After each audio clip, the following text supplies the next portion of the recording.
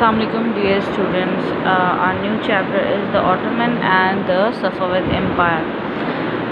So initially we are going to discuss about the Ottoman Empire that starts from 1299 and ends in 1922. It's about 600 years, around 600 years in which Ottoman Empire lead the Europe. And it started when the Abbasid Empire was collapsed after the attack by Halaku Khan in 1219, and after that the Seljuk captured most of the territory that includes Turkey, Uzbekistan, the Persian Gulf and Oman. On the other hand, smaller kingdoms also arose, such as one of them was led by Usman. Usman was basically the first leader of the Ottoman Empire, and the area was in the western Anatolia, that's in Turkey. और after that Usman ने जो है वो सेल्जूक्स को overthrow कर दिया, उनको जो है वो कॉन्कर कर लिया वो area, and that is actually the beginning of Ottoman Empire, and it started in 1299 as I already told. Usman की थोड़ी सी अगर मैं आपको हिस्ट्री बताऊं तो there is a fiction, there is a historical drama जो आजकल बहुत ज़्यादा फेमस है, दैट इज़ अर्तुगरुल गाजी. तो Ertugrul Ghazi was the father of Usman. और ये जो और दैट उस्मान ने जब स्टार्ट की थी ये Ottoman empire, that was basically the starting of the Ottoman empire. Osman ने स्टार्ट की थी, and the Ottoman empire lasted for 600 years from 1299 to 1922 as I have already told you. और ये तुर्की से लेकर साउथ ईस्टर्न यूरोप और western Asia, north Africa, Azerbaijan, ये by the passage of time ये एरिया जो है वो बढ़ता जा रहा था. इस एम्पायर में 36 डिफरेंट सुल्तान्स आए हैं सेम डायनेस्टी के, ठीक है. और उनके दो लीडर्स तो बहुत ही ज़्यादा मशहूर हुए. The first one is Mehmed II and the second is Suleiman. In terms of size the Ottoman empire was very very huge, और इनके अंदर जो रिलीजियस टॉलरेंस थी दैट वाज नोन एज मिल्लत कहते थे वो उसको.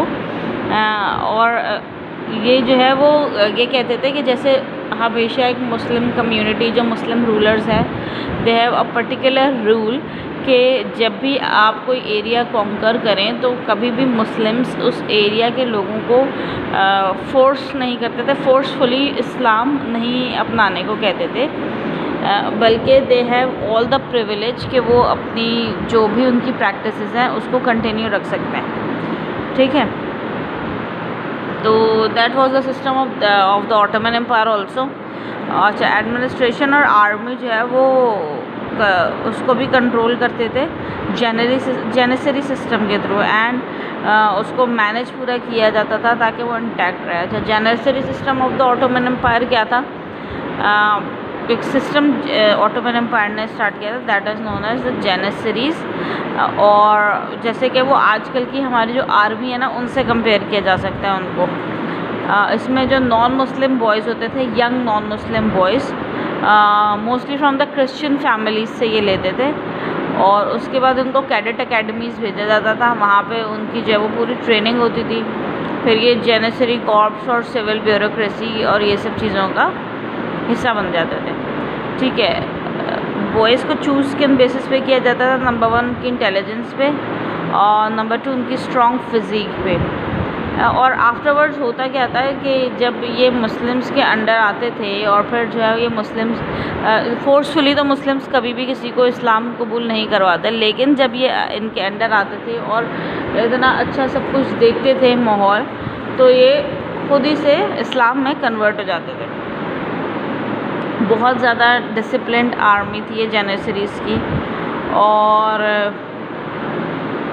ये इनमें से बहुत सारे लोग जो है वो सुल्तान के पर्सनल प्रोटेक्टर्स भी थे.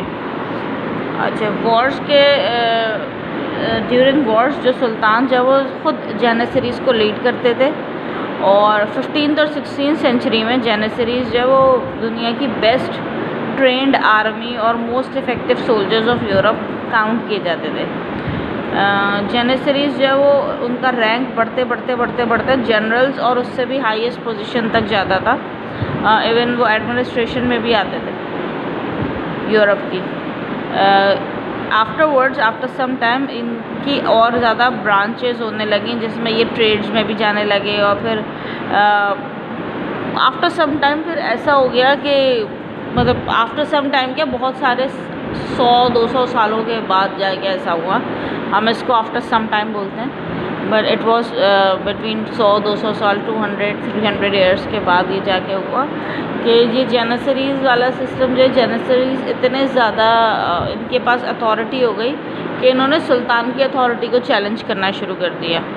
और फिर उसके बाद सुल्तान महमूद जो आए थे, सुल्तान Mahmud II, that is in 1826। तो फाइनली सुल्तान महमूद ने ये जो जेनिसरीज थी इनके ऊपर बैन कर दिया, क्योंकि ये जो है वो ऑटोमन एम्पायर की जो मतलब अपनी अथॉरिटीज़ थी उसको ये चैलेंज किया करते थे। तो सुल्तान महमूद ने बैन कर दिया, क्योंकि और उस तरह मिलिट्री की स्ट्रेंथ जो है वो वीक हो गई।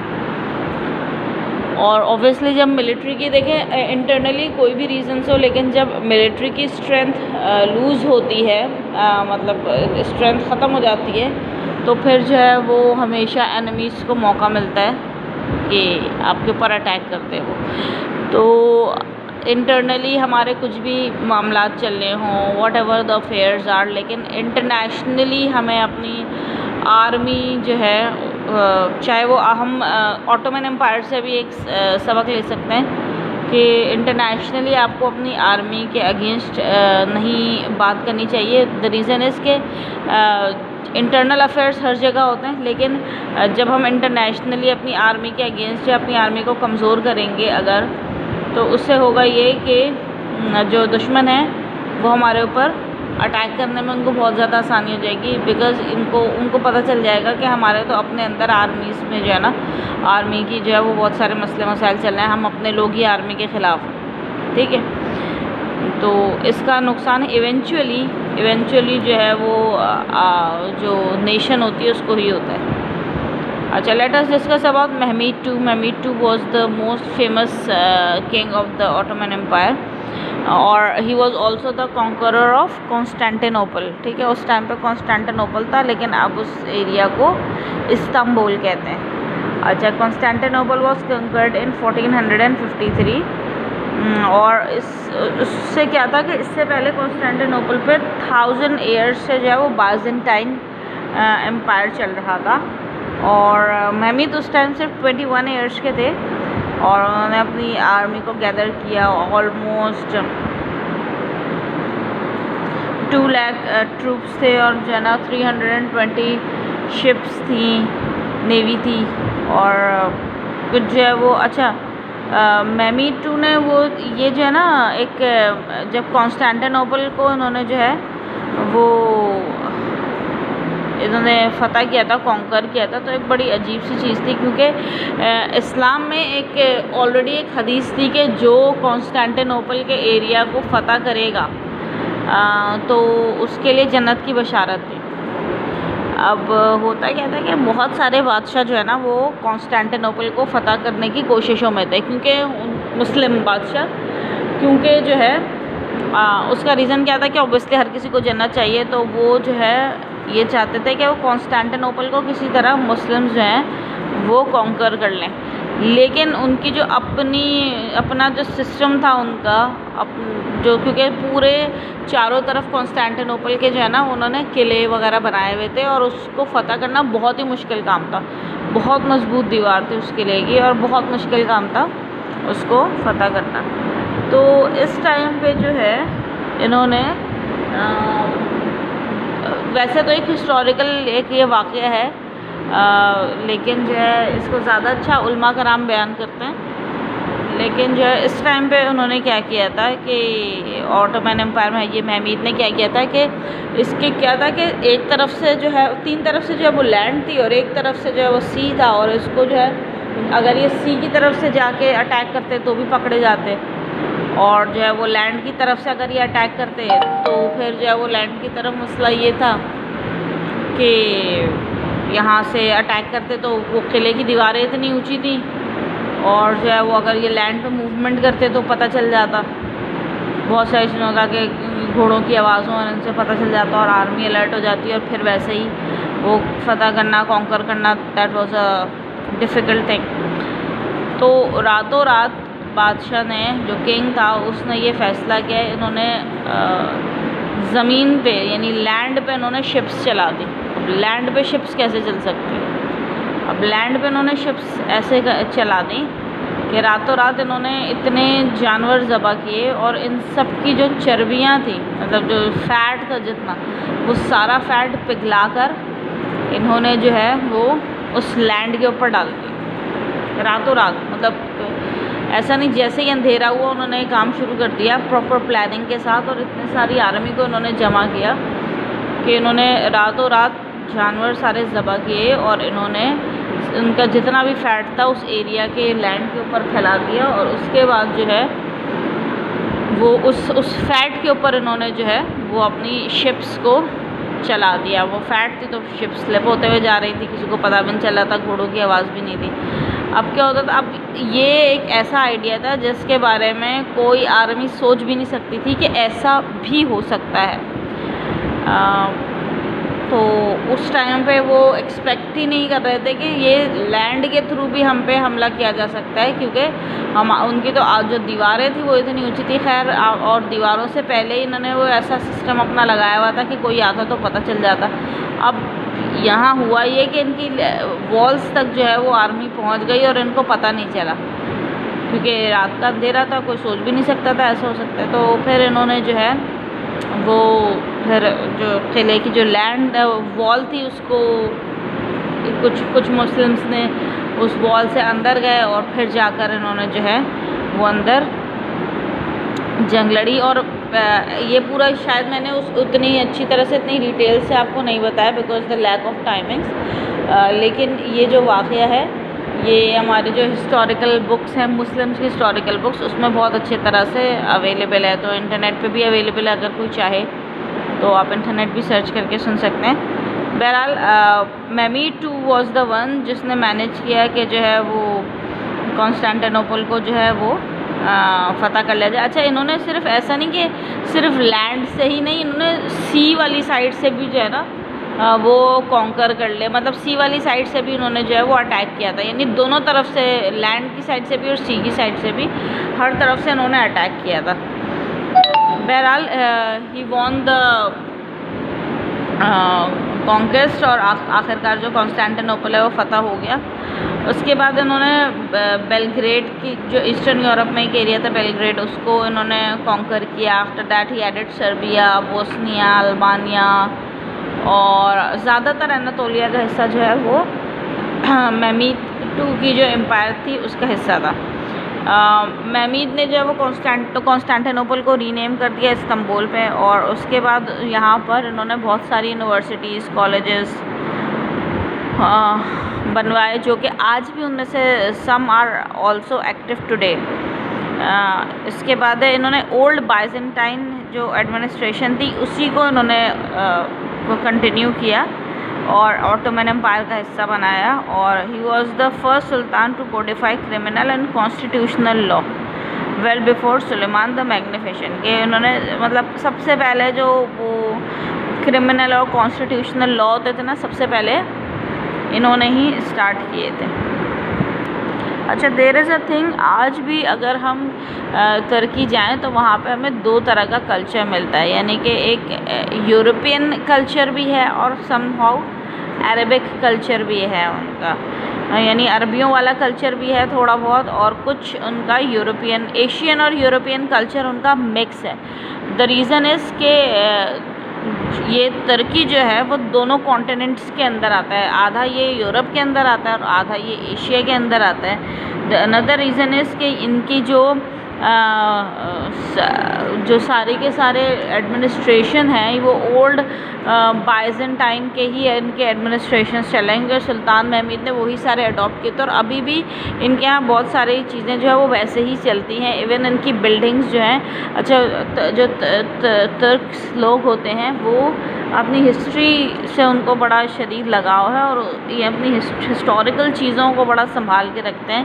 इवन बिल्डिंग्स इसकी रिस्टोरेशन वगैरह इनके यहाँ कंटिन्यूसली होती रहती है।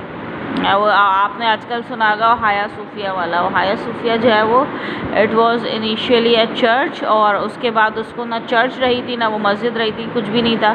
यानी पहले वो मस्जिद थी फिर चर्च हो गई, फिर उसके बाद उस पर लड़ाई चलती रही तो उसको ना चर्च बनाया ना मस्जिद बनाया। वो बीच में कुछ एडमिनिस्ट्रेटिव पर्पसेस के लिए यूज़ होने लगी, वो म्यूज़ियम हो गया। फिर अब जाके उसमें वापस जो है वो उसको मस्जिद बना दिया गया।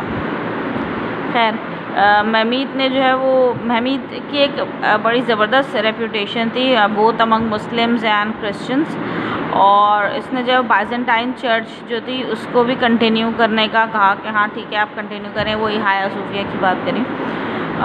और उसके बाद जो है उन्होंने ये भी उनको हेल्प आउट किया कि जो क्रिश्चियंस थे उनके जितने भी डॉक्ट्राइन्स थे उनको उन्होंने तुर्किश में भी ट्रांसलेट करवाया। और उन्होंने इटालियन आर्टिस्ट इनवाइट किए, इंटेलेक्चुअल्स और ग्रीक स्कॉलर्स को इनवाइट किया, as well as Muslim scientist तो थे ही वहाँ पर और इनके कोर्ट में सब आते थे। और फिर जो है उन्होंने डिफरेंट मॉस्क्स बनाई, जैसे कि फेथ मॉस्क एक बनाए, उन्होंने वाटरवेज बनाए। इस्तांबुल की टोपकापी पैलेस है जो अभी भी है, टोपकापी पैलेस अभी भी है, वो बनवाया। तो इसके बाद महमूद टू की एक और चीज़ थी कि उन्होंने रिलीजियस फ्रीडम दी हुई थी और लेकिन उसमें भी उन्होंने जो फ्रीडम दी हुई थी उसमें भी ऐसा नहीं था कि उनके रूल्स को सब ओवर पावर कर जाते थे, उनके रूल्स को सब ओबे करते थे।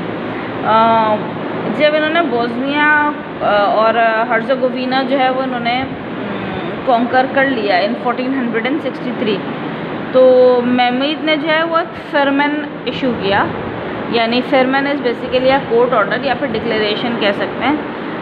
और उन्होंने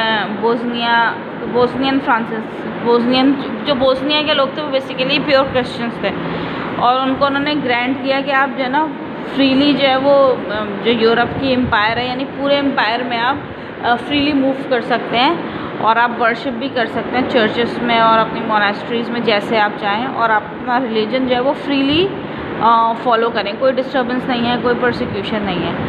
अब इसका रिज़ल्ट क्या हुआ कि जब क्रिश्चियन स्पेन के जो क्रिश्चियन थे उन्होंने ज्यूज़ को निकाल दिया 1492 में, और उसके बाद जो है ना वो मतलब ज्यूज़ ने जब वो उनको निकाल दिया क्रिश्चियंस को स्पेन के, तो वो भी जो है वो ऑटोमन एम्पायर में आ गए और उसको भी वो भी अपना रिलीजन फॉलो करते थे। ये कॉन्क्वेस्ट जो थी महमूद टू की, इसके बाद उसको आगे लेके चले सलीम वन, और फिर उन्होंने ममलूक रूलर जो थे इजिप्ट के और ये सारे इन सब को डिफ़ीट किया और आखिरकार वो पहुंच गया मक्का और मदीना में अपनी ऑटोमन एम्पायर लेकर। ठीक है, यानी बहुत लंबे अरसे तक इन्होंने मक्का जो एरिया इन्होंने कॉन्कर कर लिया था वो मक्का और मदीना तक का एरिया था, जो ममलूक को डिफ़ीट करके इन्होंने मक्का और मदीना का एरिया भी अपनी टेरिटरीज़ में ले लिया था। ठीक है, ये जो हम अभी सऊदी अरबिया का किंगडम ऑफ सऊदी अरबिया देखते हैं ये हमेशा से ऐसी नहीं थी। ये आले सऊद जो है ये एक कौम थी जिन्होंने अभी कुछ अरसे पहले अराउंड कोई 100 ईयर्स कुछ ऐसे पहले जो है वो इस एरिया पे पूरा कॉन्कर करके और इस एरिया पे हुकूमत करना शुरू किया, वरना इससे पहले यहाँ पर डिफरेंट हुकूमत थी, डिफरेंट गवर्नेंस थी।